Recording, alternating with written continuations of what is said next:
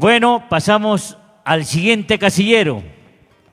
Va a estar en el escenario Adelaida Liz Heishua Luján.